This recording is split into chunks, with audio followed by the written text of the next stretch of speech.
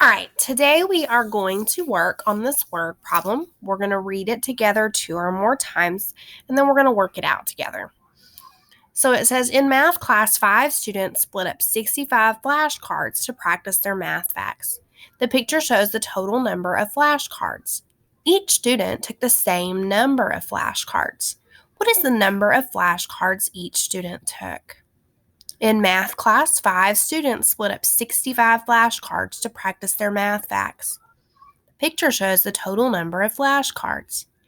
Each student took the same number of flashcards. What is the number of flashcards that each student took? All right, the first thing that I'm going to do is I'm going to underline my question. My question says, what is the number of flashcards that each student took? So I'm looking to find out how many flashcards each student got. So if I look back up at that information, in math class, 5 students split up 65 math cards to practice their math facts. So I know that there are 5 kids playing this game, and they have 65 flashcards. So that 65 flashcards is my total. And those 5 students are splitting them. So those 5 students are kind of like our groups. So we're going to use that get strategy. Remember, our G is our groups. How many groups are we splitting this into? So we're splitting it into the 5 students. Okay. Our each is how many each one of them gets. And then our total is the 65 cards, so 65 flashcards, I'm sorry. All right, so if I have my total, if I know my total, I'm going to be dividing. If I'm looking for my total, that's when I'm multiplying. So I know I've got my total, I'm going to divide.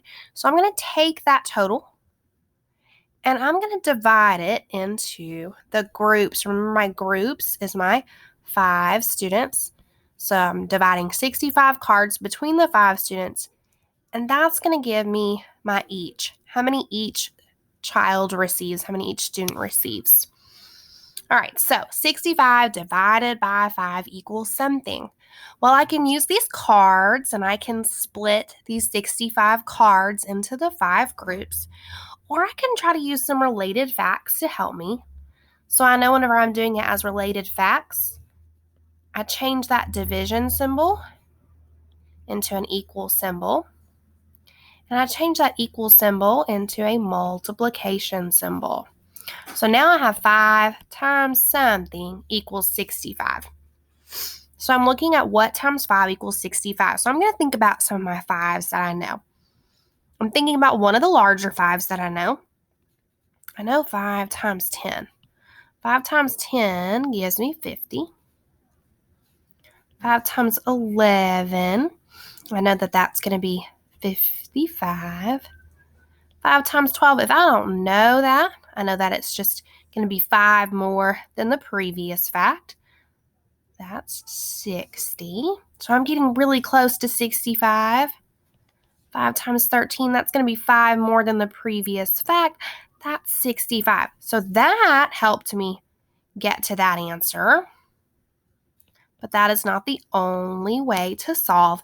I could have used my picture here, and I could have split my picture up. So I could have taken those 65 cards and split them into 5 equal groups. You could have done your 5 groups, and you could have 1, 2, 3, 4, 5, 6, 7, 8, 9, 10, until you ran out of your 65, and then each of your groups would have had 13 cards in it. Remember, we can check it with multiplication, which we've already done over here.